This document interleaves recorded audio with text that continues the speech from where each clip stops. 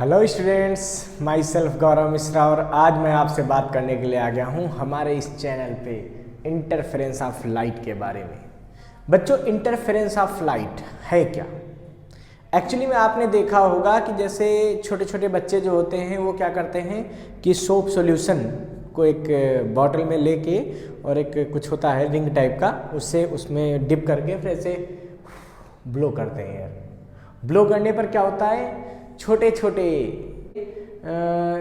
Bubbles बन जाते हैं। छोटे छोटे क्या हो जाते हैं, बबल्स बन जाते हैं। बट उन बबल्स को जब आप धूप में देखते हैं तो क्या महसूस होता है, वो कलरफुल थोड़ा सा दिखाई देते हैं। ठीक है, अच्छा अब ये कलरफुल क्यों दिखाई देते हैं? Due to interference of light. आपने देखा होगा कि अगर कभी वाटर की सरफेस पर, कहीं वाटर फिल्ड है मान लीजिए किसी बकेट में, और उसकी सरफेस पर एक थिन लेयर केरोसिन ऑयल की डाल दी जाए, कुछ ऐसा, तो जब थिन लेयर ऑफ ऑयल होती है, केरोसिन ऑयल की लेयर की एक पतली सी लेयर होती है, तो देखने पर वो लेयर क्या होती है, कलरफुल दिखाई देती है। क्यों कलरफुल दिखाई देती है? Due to interference of light दिखाई देती है। तो आज हमको इंटरफेरेंस ऑफ लाइट पे डिस्कस करना है। तो इंटरफेरेंस ऑफ लाइट पे आज हमको डिस्कस करना है, लेकिन उससे पहले हमको क्या करना पड़ेगा, प्रिंसिपल ऑफ सुपरपोजिशन को समझना पड़ेगा। क्योंकि इंटरफेरेंस ऑफ लाइट ऐसा फिनोमिना है जिसकी बाद ये क्लियर हो गया था 100% कि light travels like a wave. Means ये ऐसी चीज थी जिसने बताया कि हाँ, लाइट में वेव प्रॉपर्टी होती है, कंफर्म होती है। अब वो बात अलग है, इसके बाद फिर डुवेल नेचर आ गया जिसने बताया कि नई लाइट में वेव प्रॉपर्टी भी होती है और पार्टिकल प्रॉपर्टी भी होती है। खैर, अभी हमको समझना है कि लाइट की वेव प्रॉपर्टी के बारे में। तो बच्चों, हम यहाँ पे बात करते हैं प्रिंसिपल ऑफ सुपरपोजिशन क्या होता है। बड़ा इंटरेस्टिंग चीज़ है ये भी बच्चों।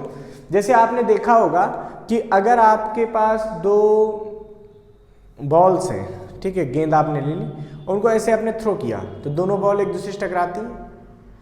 इस कोलिजन को आप लोग क्या बोलते हैं? इसको टकराने को आप क्या बोलते हैं? कोलिजन। इसको आप क्या बोलते हैं? कोलिजन। ठीक है, वैसे ही अगर दो लोग बाइक से जा रहे हैं, अगर दो लोग बाइक से जा रहे हैं और वो आपस में टकरा जाए, इसको आप क्या बोलते हैं? एक्सीडेंट। वैसे ही अगर दो वेव चलते हुए आपस में एक दूसरे से मिल जाएं, टकरा जाएं, जो भी आप अपनी लैंग्वेज में कहें, तो वेव के मिलने को बोलते हैं सुपरपोजिशन। क्या बोलते हैं? सुपरपोजिशन। हाँ, तो प्रिंसिपल ऑफ सुपरपोजिशन, देखिए प्रिंसिपल ऑफ सुपरपोजिशन ये बताता है कि टू और मोर देन टू, ठीक है, दो भी हो सकती हैं और दो से ज्यादा भी हो सकती हैं, travel in medium without affecting the motion of one another. ठीक है, मतलब दो या दो से ज्यादा वेव एक दूसरे के मोशन को इफेक्ट किए बिना एक मीडियम में चल सकती हैं, यहाँ पे चलती हैं एयर में। ठीक है, and the displacement of all the particles, displacement of all the particles of the medium is equal to the vector sum, is equal to the vector sum of all individual wave। और इस किसी भी medium के particle का जो displacement होगा वो सारी वेव्स की वजह से जो डिस्प्लेसमेंट होता उसका उसके वेक्टर सम के बराबर होता है। प्रिंसिपल ऑफ सुपरपोजिशन क्या कहता है? when two or more than two waves travel in a medium without affecting each other, then the displacement of the medium's particle is equal to the vector sum of displacement of individual waves। ठीक है, इसका मतलब जो medium के particles का displacement होता है, जैसे एक वेव ये आ गई और एक वेव ये आ गई, तो इनके मिलने से जहां पे ये दोनों एक दूसरे से मिल रहे होंगे, इन पॉइंट्स में जो मीडियम के पार्टिकल का डिस्प्लेसमेंट है वो इन दोनों के वेक्टर सम के बराबर हो जाता है। अब ये वेक्टर सम क्या होता है, ये हमको समझना पड़ेगा। तो भाई ऐसा है कि अगर एक वेव ये जा रही थी, ठीक है, आपको पता है कि वेव की वजह से जब वेव किसी मीडियम में ट्रेवल करती है तो मीडियम के पार्टिकल्स क्या करते हैं? वाइब्रेट करते हैं। कैसे? आपने देखा कि एक शांत तालाब था, काम पाउंड था, उसमें आपने एक स्टोन थ्रो कर दिया तो क्या हुआ, वेव चलने लगी। और जब वेव चलती है तो वाटर के पार्टिकल्स देखिए क्या होते हैं, वाइब्रेट करने लगते हैं अपनी जगह पे। इसका मतलब ये क्या है कि जब कहीं भी वेव प्रोड्यूस होती है तो मीडियम के पार्टिकल्स क्या करते हैं, ऑसिलेशन शुरू कर देते हैं, डिस्टरबेंस उनमें हो जाता है। इसका मतलब ये सोचा गया कि अगर एक ये लाइट वेव मान लीजिए ऐसा कुछ कि ये वेव इधर जा रही है तो इस मीडियम के पार्टिकल जो भी होंगे वो कुछ इस तरीके से वाइब्रेशन कर रहे होंगे, ये अपना इधर वाइब्रेशन करेगा, ये इधर, सारे वाइब्रेशन करते हैं। अब ये मत समझना कि केवल जो ये डिस्टर्बेंस यही वाइब्रेशन करेगा, ये भी कर रहे होते, ये भी कर रहे होते, कभी ये मिनिमम पोजीशन पे, कभी ये मिनिमम पोजीशन पे, सब एक दूसरे की सिचुएशन चेंज होती रहती टाइम के साथ साथ। इसका मतलब ये सब ऐसे ऐसे वाइब्रेशन कर रहे हैं, ठीक है। अब देखिए जो हमारे पास ये वेव है इसके हिसाब से क्या हो रहा होगा, ये अपने मीडियम के पार्टिकल्स को जहां से पास हो रही है कुछ इस तरीके से वाइब्रेट करवा रही होगी, क्यों भाई। अब जहां पे ये दोनों वेव मिल गई वहां पे क्या होगा, ये पहले वाली जो वेव थी इसका ये तो चाहेगी हमारे इस पार्टिकल का डिस्प्लेसमेंट ऐसा हो, ऐसे ये वाइब्रेशन करें, ये चाहेगी नहीं भाई ऐसे वाइब्रेशन करें। तो अब क्या होगा, इस पार्टिकल का डिस्प्लेसमेंट कितना होगा, सोचिए। अगर ये वेव ना होती, दूसरी वाली वेव ना होती तो पहले वाली वेव की वजह से इस पार्टिकल का डिस्प्लेसमेंट मान लीजिए कितना हो जाता, y1 हो जाता। और अगर पहले वाली वेव ना होती तो दूसरी वेव की वजह से इस पार्टिकल का डिस्प्लेसमेंट कितना हो जाता, y2 हो जाता, ठीक है। मींस अगर दूसरी वेव ना होती तो डिस्प्लेसमेंट क्या होता, y1। अगर पहली वेव ना होती तो डिस्प्लेसमेंट इस पार्टिकल का क्या था, y2। अब जब ये दोनों मिल गई, इन दोनों के मिलने की वजह से इस पार्टिकल का डिस्प्लेसमेंट किधर होगा भाई, इन्होंने कहा इधर डिस्प्लेसमेंट करना है, इन्होंने कहा नहीं भाई इधर डिस्प्लेसमेंट करना है, तो अब होगा क्या, अब इसका जो नेट डिस्प्लेसमेंट होगा y, ठीक है, it is the vector some of displacement of the individual wave. मतलब इस पार्टिकल का ये अकेले कितना करती प्लस ये अकेले कितना करती, इन दोनों के डिस्प्लेसमेंट के वेक्टर सम को हम लोग बोलते हैं क्या, net displacement of the particle. It means y is equal to हमारे पास आ जाता है y1 प्लस y2। अगर एक से ज्यादा वेव हो, मान लीजिए यहाँ पे n वेव होती, कोई वेव इधर से आ रही होती, कोई वेव इधर से आ रही होती, बहुत सारी वेव होती, तो सबको जोड़ देते y3 प्लस y4 प्लस टाट टाट टाट टाट, ये नेट रिजल्टेंट आ जाता, ठीक है। इसकी y3 इसको y4 तो ये सब जुड़ जाते। तो इंटरफेरेंस ऑफ लाइट बच्चों ये कहती है कि when two waves of same frequency and nearly same amplitude make superposition in a medium, ठीक है। व्हेन टू और more than two waves make superposition in a medium then the intensity of light is distributed. जो light है उसकी intensity क्या हो जाती है, डिस्ट्रीब्यूट हो जाती है। This phenomena is called interference of light. इसका मतलब जब दो या दो से ज़्यादा वेव एक साथ एक मीडियम में सेम डायरेक्शन में ट्रेवल करती हैं तो उन मीडियम्स में जो पार्टिकल्स होते हैं, जो मीडियम है यहाँ पे क्या होता है, इनकी लाइट का जो इंटेंसिटी है वो रिडिस्ट्रीब्यूटेड हो जाता है, ठीक है। मीन्स यहाँ पे कुछ प्लेसेस पर इंटेंसिटी बहुत ज़्यादा आफ्टर सुपरपोजिशन और कुछ प्लेसेस पर इंटेंसिटी बहुत कम हो जाती है, ये इंटेंसिटी दिखाई दे रही है, ठीक है। तो जहाँ पर इंटेंसिटी बहुत ज़्यादा मिल जाती है उन प्लेसेस को हम लोग बच्चों बोलते हैं कंस्ट्रक्टिव इंटरफेरेंस, ठीक है।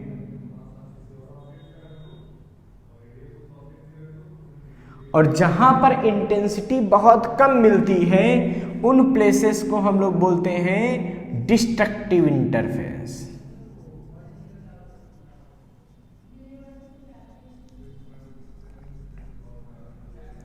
मीन्स हम कह सकते हैं when two light wave of same frequency travels in a medium in same direction, then due to their superposition the intensity of wave gets redistributed.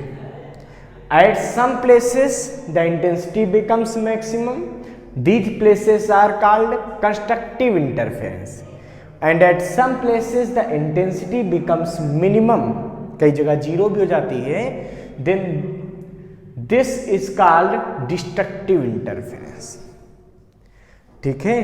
अब कैसे कंस्ट्रक्टिव और डिस्ट्रक्टिव इंटरफेरेंस बनते हैं इसका मैथमेटिकल फॉर्म हम प्रूव करने. तो बच्चों अब हम लोग फाइंड करने जा रहे हैं conditions for constructive and destructive interference. तो बच्चों इसके लिए हम क्या सपोज करते हैं, हम सपोज कर लेते हैं कि दो लाइट सोर्स हैं S1 और S2 जो कि लाइट वेव इमिट्स कर रहे हैं. सपोज कीजिए कि जो S1 से लाइट वेव इमिट होती है उसका एम्पलीट्यूड A1 है और जो S2 से लाइट वेव इमिट होती है उसका एम्पलीट्यूड A2 है. जबकि इन दोनों से निकलने वाली प्रोड्यूस होने वाली वेव की फ्रीक्वेंसी सेम है जो कि न्यू है. देखिए जब फ्रीक्वेंसी सेम होगी तो एंगुलर फ्रीक्वेंसी क्या होती है 2 पाई न्यू, ये भी सेम होगी. और जब एंगुलर फ्रीक्वेंसी सेम होगी तो इनका जो वेव प्रोपेगेशन कांस्टेंट होता है क्या होता है, वेव प्रोपेगेशन कांस्टेंट के, ये भी क्या होगा सेम होगा. ठीक है. तो k बराबर क्या होता है ओमेगा अपान c, ये भी क्या होगा कांस्टेंट होगा. जब ऐसी सिचुएशन होगी तो पॉइंट P पे कंस्ट्रक्टिव या डिस्ट्रक्टिव इंटरफेरेंस हमको फाइंड करना है. तो हम क्या करेंगे बच्चों, दोनों वेव की डिस्प्लेसमेंट इक्वेशन को लिखेंगे, फिर हम इस पार्टिकल का नेट डिस्प्लेसमेंट फाइंड करेंगे और फिर हम चेक करेंगे कि कब इस पॉइंट पे कंस्ट्रक्टिव इंटरफेरेंस मिलेगा और कब डिस्ट्रक्टिव इंटरफेरेंस मिलेगा. Constructive means maximum intensity, destructive means minimum intensity. और आपको पता है कि intensity depends on amplitude square. ठीक है. इसका मतलब यहां पे जो रिजल्टेंट वेव मिलेगी, इन दोनों के मिलने से जो वेव मिलेगी, उस वेव का जब एम्पलीट्यूड निकलेगा तब हमको पता चलेगा कि हाँ एम्पलीट्यूड वो मैक्सिमम है तो कंस्ट्रक्टिव इंटरफेरेंस, अगर वो एम्पलीट्यूड मिनिमम है तो डिस्ट्रक्टिव इंटरफेरेंस. बच्चों हम सपोज कर लेते हैं कि पहले सोर्स से जो लाइट वेव प्रोड्यूस हुई उसकी डिस्प्लेसमेंट इक्वेशन, तो हम सपोज कर लेंगे कि पहली वेव सोर्स से जो वेव निकल रही है उसका डिस्प्लेसमेंट इक्वेशन है y1 is equal to a1 sine omega t minus kx. ठीक है, क्योंकि हमको पता है ना प्रोग्रेसिव वेव का displacement equation y is equal to a sine omega t. और दूसरी वेव का जो डिस्प्लेसमेंट इक्वेशन है ये क्या है, a2 sine omega t minus kx plus phi. जहां पर फाई क्या है, इन दोनों वेव्स का फेज डिफरेंस है. फाई क्या है बच्चों, फाई फेज डिफरेंस है. और हमको यही फेज डिफरेंस जो है ये कंस्ट्रक्टिव या डिस्ट्रक्टिव इंटरफेरेंस की कंडीशन दे देगा. तो फेज डिफरेंस. ठीक है. अब देखिए अगर ये दोनों वेव आके पॉइंट P पे सुपर इंपोज होती हैं तो पॉइंट P पे पार्टिकल का डिस्प्लेसमेंट कितना होगा ये हमको कैसे पता करना है, ये हमको पता चलेगा from principle of superposition. ठीक है. तो from principle of superposition we know that y is equal to y1 plus y2. अब अगर मैं ये दोनों वैल्यू यहां पुट कर देता हूं तो हमें क्या मिलेगा, ये मिलेगा y is equal to a1 sine omega t minus kx plus a2 sine omega t minus kx plus five.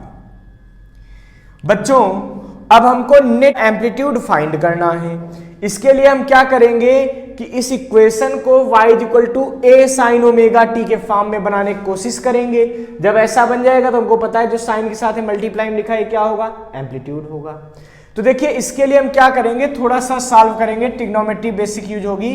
Sign A plus b का फार्मूला सोचिए, साइन ए प्लस बी तो क्या होता था, sign a cos B plus cos A sine B. Use कर लेंगे ए और B की जगह omega t minus k x और फाई रख देंगे।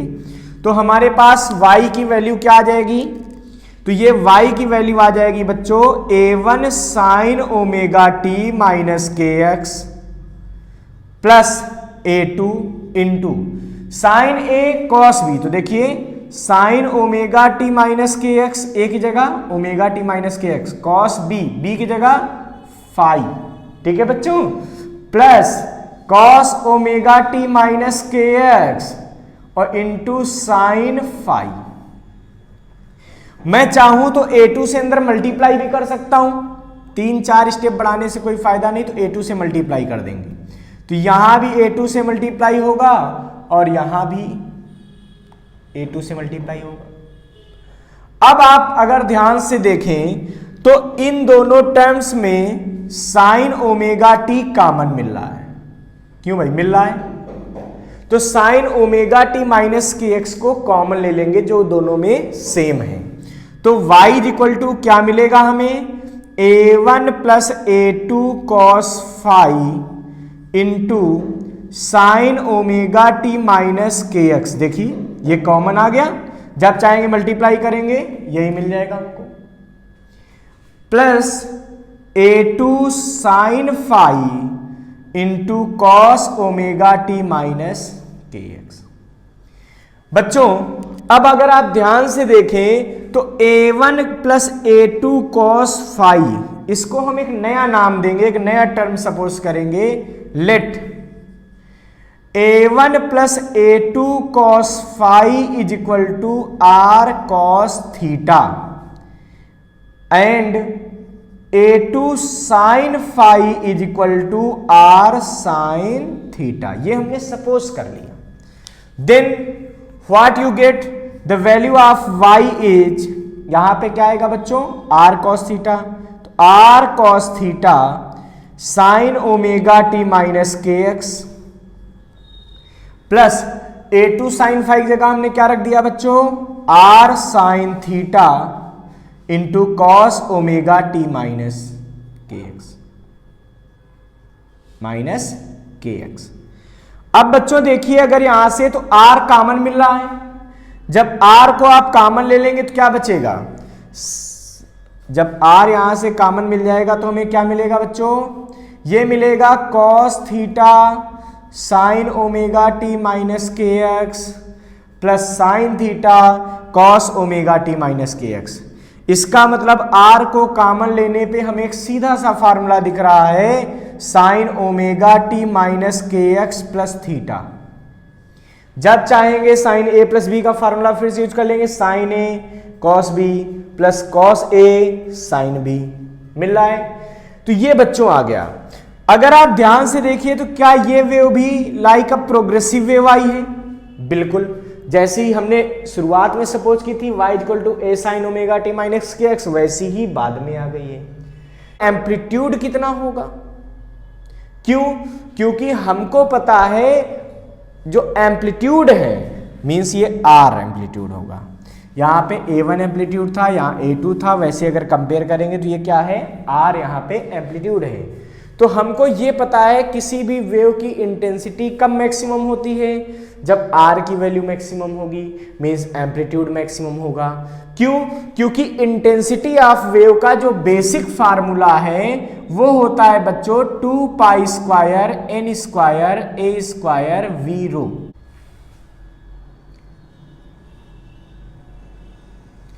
ठीक है, अब देखिए अगर ध्यान से तो इंटेंसिटी का ये फार्मूला है हमारे पास। यहां पे बच्चों दोनों वेव की फ्रीक्वेंसी न्यू सेम है, v वेलोसिटी दोनों वेव की क्या है, सेम मीडियम में सेम है, rho density of the medium same है।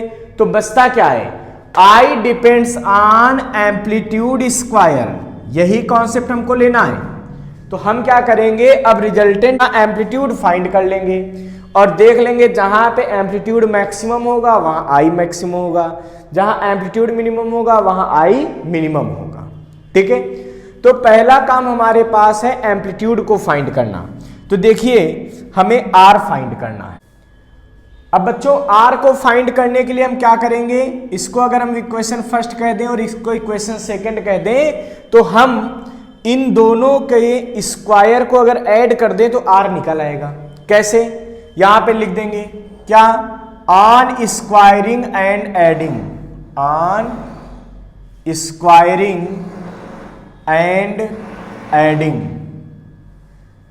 First and second. ठीक है, फर्स्ट और सेकंड इक्वेशन को हमने स्क्वायर करके ऐड कर दिया। यहां पे बच्चों इस सिचुएशन में हमें क्या मिलेगा, देखिए फर्स्ट इक्वेशन का स्क्वायर दर्ज करेंगे तो r square cos square theta, इसका स्क्वायर करेंगे तो क्या मिलेगा, r square sine square theta is equal to, उधर क्या मिलेगा बच्चों दूसरी साइड, इसका स्क्वायर प्लस इसका square means a1 plus a2 cos phi का whole square plus a2 sine phi का होल स्क्वायर। बच्चों आर स्क्वायर के साथ cos square theta plus sine square theta common मिलेगा, भाई आर स्क्वायर कॉमन मिल जाएगा इन दोनों से, आर स्क्वायर कॉमन लेंगे तो क्या चाहिए, cos square theta plus sine square theta, और वो क्या होता है 1, तो इसको हम छोड़ देते हैं, तो cos square theta plus sine square theta क्या हो गए, दोनों मिलके 1 हो गए।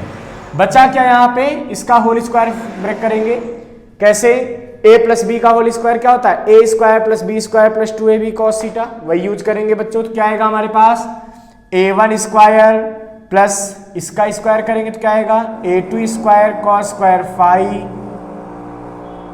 Plus 2a1 a2 cos phi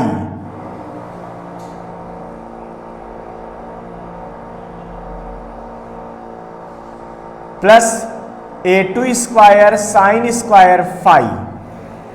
ठीक है बच्चों, अब देखिए इन दोनों टर्म को ध्यान से देखिए, क्या मिलेगा आपको, इन दोनों टर्म से a2 स्क्वायर कॉमन मिलेगा तो क्या मिलेगा, cos square phi plus sine square phi, and this is also 1, so what you get the value of r is a1 square plus a2 square plus 2a1 a2 cos phi. This is the equation for resultant amplitude. बच्चों अगर आप चाहें तो resultant intensity की भी equation find कर सकते हैं यहां से। कैसे, देखिए होता क्या है, आपको मैंने समझाया कि intensity depends on amplitude square, so I is equal to मैं लिख सकता हूं k a square, where a is the amplitude and k is a constant. तो अगर बच्चों मैं पहले वेव की इंटेंसिटी लिखता, I1 क्या आता है यहां से सोचिए, के a1 स्क्वायर पहली वेव की इंटेंसिटी आ जाती, दूसरे वेव की इंटेंसिटी क्या आती बच्चों, I2 इज इक्वल टू के a2 स्क्वायर आ जाता, और इन दोनों के मिलने से प्रोड्यूस हुई है उसकी इंटेंसिटी क्या आ जाती, net intensity I is equal to क्या मिल जाता, के आर स्क्वायर।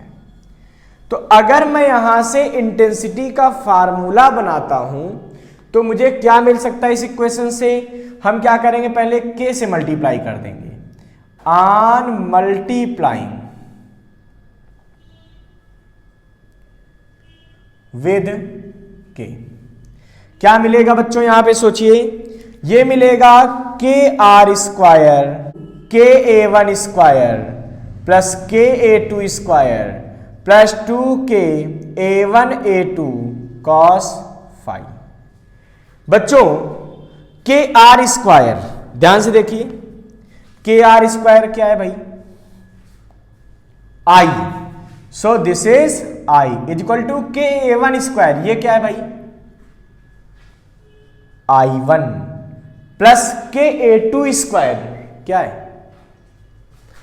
I2 प्लस 2, बच्चों के a1 a2 इसको मैं चाहूं तो रूट में के a1 स्क्वायर इंटू के a2 स्क्वायर लिख सकता हूं, क्या किया हमने, रूट के अंदर ले गए तो k का स्क्वायर किया, k इंटू के, a1 को अंदर ले गए तो a1 स्क्वायर a2 स्क्वायर, जब चाहेंगे अंडर रूट लेंगे यही टर्म मिल जाएगा। अब बच्चों यहां से देखिए i की वैल्यू क्या मिली, i1 plus i2 plus 2 root में i1 i2 cos phi। This is the equation for intensity of the wave. ठीक है बच्चों, अब हमको साफ साफ दिख रहा है कि इंटेंसिटी मैक्सिमम कब होगी, जब cos phi की वैल्यू मैक्सिमम होगी। ठीक है, इंटेंसिटी मिनिमम कब होगी पॉइंट P पे, जब cos phi की वैल्यू मिनिमम होगी।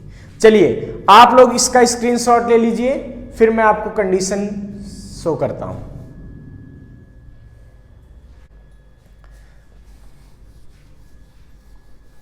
तो बच्चों यहां से हमको एक चीज मिल गई है कि P पॉइंट का रिजल्टेंट एम्पलीट्यूड क्या मिलेगा, वो मिलेगा a1 square plus a2 square plus 2a1 a2 cos phi means r square आया था। तो ये r इक्वल टू हमको मिल गया a1 square plus a2 square plus 2a1 a2 cos phi।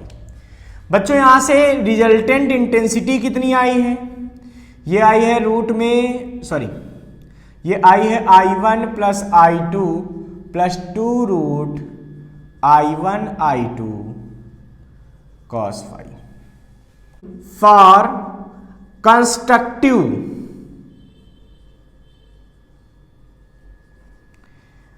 Interference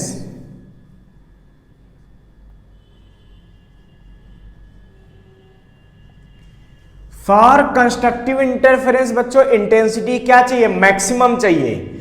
इसका मतलब उस समय जो एंगल है वहां पे जो फेस डिफरेंस बन रहा है इसकी वैल्यू कितनी हो जानी चाहिए, फेस डिफरेंस हो जाना चाहिए कुछ ऐसा कि cos phi की वैल्यू क्या मिल जाए, 1 मिल जाए। अगर cos phi 1 होगा, आपको पता होना चाहिए कि cos phi की मैक्सिमम वैल्यू क्या पॉसिबल है, 1। इससे बड़ी कोई भी कोई वैल्यू पॉसिबल नहीं है, याद रखिएगा। तो बच्चों इस सिचुएशन में इंटेंसिटी मैक्सिमम मिल जाएगी। ठीक है, तो बच्चों जब cos phi की वैल्यू 1 होगी इसका मतलब है कि जो phi है ये या तो 0 डिग्री हो जाए तो cos 0 की वैल्यू 1 हो जाएगी, या फिर ये 2 पाई हो जाए, या फिर ये 4 पाई हो जाए, या फिर ये 6 पाई हो जाए। It means phase difference between wave for constructive interference is कितना मिल गया बच्चों, 2m pi, where m is equal to 0 1 2 3 4 कुछ भी हम पुट कर सकते हैं। कंफ्यूजन हो गया कैसे, अरे कुछ नहीं है, m की वैल्यू जब 0 पुट करेंगे तो क्या आएगा 0, 1 पुट करेंगे तो क्या आएगा 2 पाई, 2 पुट करेंगे तो क्या आएगा 3 पाई, 3 पुट करेंगे तो क्या आएगा 6 पाई, डॉट डॉट डॉट डॉट, आगे जहां तक मन हो आप लिखते रहिए। ठीक है, तो इन सिचुएशन पे इंटेंसिटी मैक्सिमम होगी। बच्चों कभी कभी हमसे पाथ डिफरेंस के लिए भी पूछ लिया जाता है। ठीक है, तो चलिए पहले हम मैक्सिमम इंटेंसिटी बता देते हैं फिर पाथ डिफरेंस बताते हैं। तो बच्चों मैक्सिमम इंटेंसिटी कितनी होगी सोचिए, आई मैक्स बराबर तो क्या होगी देखिए i1 plus i2 plus 2 root में i1 i2 इंटू 1। आप अगर ध्यान से देखें तो आई मैक्स की वैल्यू क्या आ रही है, रूट में i1 का होल स्क्वायर प्लस रूट में i2 का whole square plus 2 root i1 i2। क्यों भाई, इसका मतलब आई मैक्स की वैल्यू हमको क्या मिल रही है, root i1 plus root i2 पूरे का whole square. This is the maximum intensity of the light. अगर कोई आपसे पूछ देता है भाई मैक्सिमम एम्पलीट्यूड कितना होगा, तो ये हो गई मैक्सिमम इंटेंसिटी। ठीक है, अब हम फाइंड करेंगे बच्चों मैक्सिमम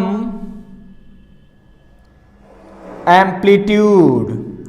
ये कैसे निकलेगा भाई, तो देखिए R max is equal to कितना आएगा सोचिए इस इक्वेशन से, तो a1 square plus a2 square plus 2a1 a2 cos phi की वैल्यू 1। देखिए क्या ये a1 प्लस a2 का होल स्क्वायर लिखा है, बिल्कुल। जब हम होल स्क्वायर हटाएंगे तो क्या होगा, होल स्क्वायर लगा देंगे तो क्या होगा, रूट हट जाएगा। तो आर मैक्स की वैल्यू हमारे पास क्या मिलेगी, a1 प्लस a2। तो इस समय मैक्सिमम जो एम्पलीट्यूड होगा वो क्या होगा, a1 प्लस a2 होगा। बच्चों अगर हमको सोचना हो पाथ डिफरेंस क्या होगा, अगर हमको सोचना हो पाथ डिफरेंस क्या होगा इस सिचुएशन में, तो पाथ डिफरेंस भी हम फाइंड कर सकते हैं। कैसे, तो बच्चों इस सिचुएशन में पाथ डिफरेंस कितना होगा ये भी कैलकुलेट कर लेते हैं, क्योंकि आगे डेरिवेशंस में हमको बहुत जरूरत पड़ेगी। तो देखिए for constructive interference phase difference तो इतना आना चाहिए, पाथ डिफरेंस कितना आना चाहिए, पाथ डिफरेंस, तो ये रिलेशन होता है path difference is equal to lambda upon 2 pi of phase difference.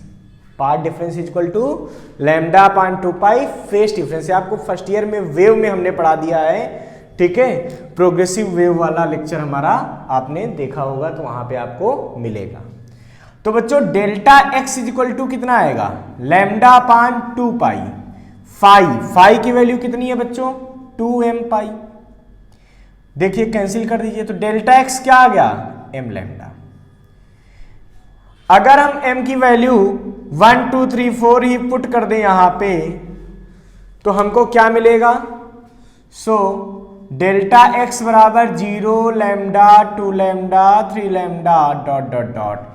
In path difference पे हमको कंस्ट्रक्टिव इंटरफेरेंस मिलेगा। मींस अगर पाथ डिफरेंस रास्ते की लंबाइयों का अंतर इतना हो दोनों वेव्स के बीच में, तो भी हमको क्या मिलेगा, इंटरफेरेंस मिलेगा। तो बच्चों ये तो कंडीशन हो गई for path difference, for phase difference. हमने मैक्सिमम इंटेंसिटी, हमने मैक्सिमम एम्पलीट्यूड फाइंड कर लिया। अब हम बात करेंगे फॉर डिस्ट्रक्टिव इंटरफेरेंस। अब हम किसके लिए बात करेंगे, for, Mishra ji spelling check करो जरा यार।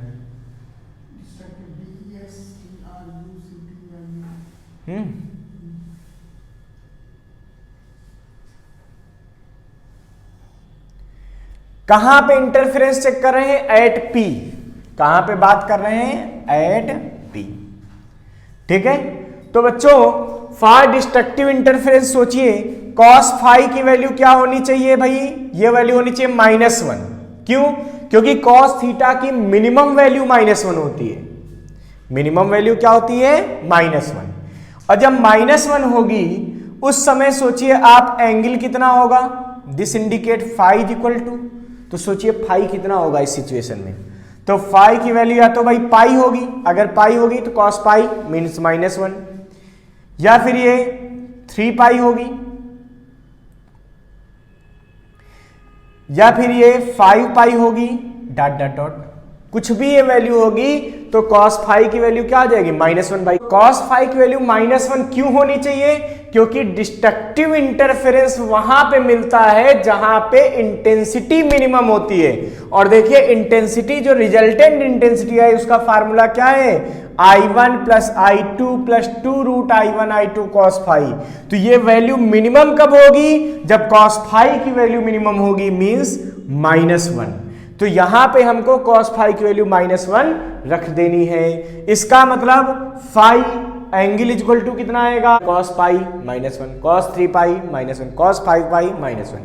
इट मीन्स अगर मैं फाई की फेज डिफरेंस की एक जनरल वैल्यू लिखना चाहूं, मैं फेज डिफरेंस की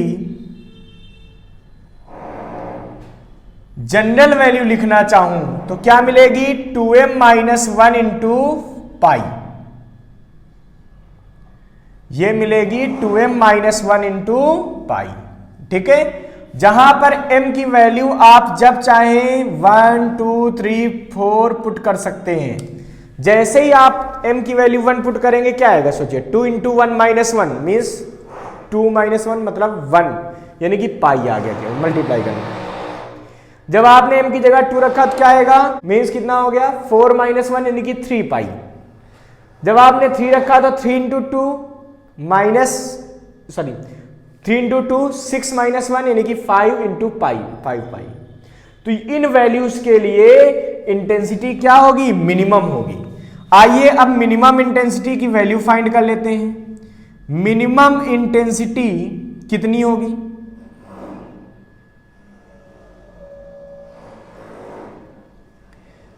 तो देखिए मिनिमम इंटेंसिटी के लिए हम क्या सोचेंगे, आई मिनिमम कितना आएगा। देखिए इंटेंसिटी की इक्वेशन यूज कर लीजिए, I1 + I2 + 2 रूट में I1 I2 इंटू -1।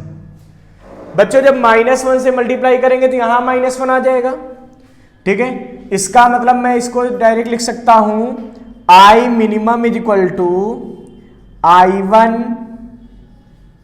का स्क्वायर में लिख सकता हूं। देखिए I1 को √I1 का स्क्वायर प्लस I2 को √I2 का स्क्वायर -2 √I1 I2।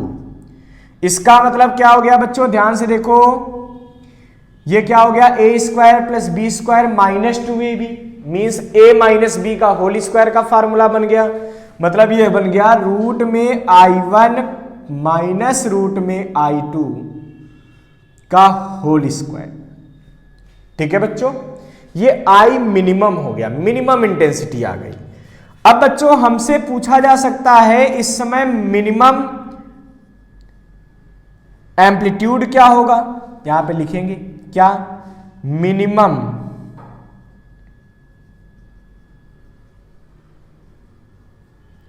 एम्पलीट्यूड। तो देखिए मिनिमम एम्पलीट्यूड क्या होगा, सोचिए। तो देखिए ऐसा होता है कि मिनिमम एम्पलीट्यूड के लिए क्या वैल्यू आएगी, आर मिनिमम =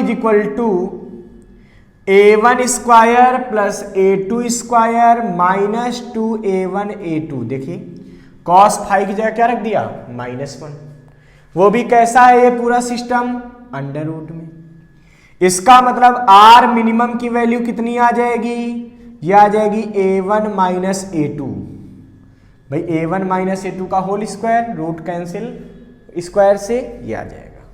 ठीक है, इस समय पाथ डिफरेंस का क्या रिलेशन आएगा ये समझ लीजिए। तो पाथ डिफरेंस, जगह कम पड़ गई बच्चों, निकाल देते हैं पे, पाथ डिफरेंस।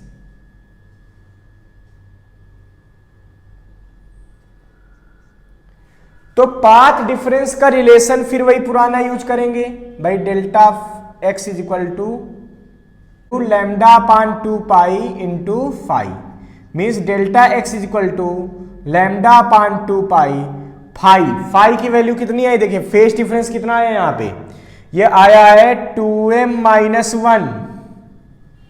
कितना आया बच्चों, 2m - 1 × पाई। बच्चों पाई से पाई कैंसिल कर दीजिए तो क्या मिलेगा, तो डेल्टा x हमारे पास मिल गया 2m - 1 × λ/2। अब देखिए आप m की वैल्यू पुट कर सकते हैं, कौन सी, 1 2 3 4। तो अगर आप m की वैल्यू 1 रखेंगे, ठीक है, पुट m = 1 2 3 4 ... 1 रखेंगे तो बच्चों डेल्टा x क्या मिलेगा, 1 2 × 1 - 1, मतलब ये बचेगा 1, तो ये बचेगा λ/2। जब 2 रखेंगे 2 × 2 - 1 तो क्या बचेगा बच्चों, ये देखिए 2 × 2 - 1 मतलब 3, तो 3 λ/2। फिर क्या मिलेगा बच्चों, 5 λ/2, जब 3 पुट करेंगे, फिर 7 λ/2, फिर ... इस तरीके से हम मिनिमम एम्पलीट्यूड को भी फाइंड कर सकते, for destructive interference path difference को भी फाइंड कर सकते हैं। तो बच्चों these are the conditions for constructive and destructive interference of light. ठीक है, ये पोर्शन अलग था। तो ये बात तो क्लियर है आपको। तो बच्चों अब आप स्क्रीनशॉट ले लीजिए। ठीक है, ये condition of interference of light हो गई कंस्ट्रक्टिव एंड डिस्ट्रक्टिव की। अब आप इसका स्क्रीनशॉट ले लीजिए। ठीक है बच्चों, तब तक आप हमारा चैनल देखते रहिए, इसके साथ पढ़ते रहिए। अगर आपको किसी भी तरीके की फिजिक्स में कोई दिक्कत आ रही है तो आप मेरे कमेंट बॉक्स में लिख सकते हैं, मैं उस टॉपिक पे आपके लिए वीडियो बनाऊंगा।